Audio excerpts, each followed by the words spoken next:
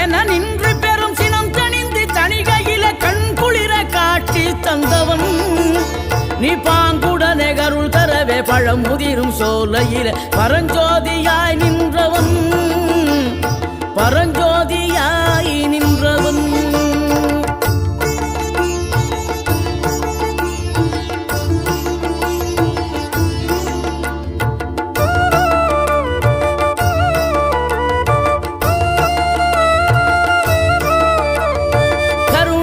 கமழும் அந்த அருணகிரி தமிழில் மனம் மகிழ்ந்தாடி நின்ற முருகன்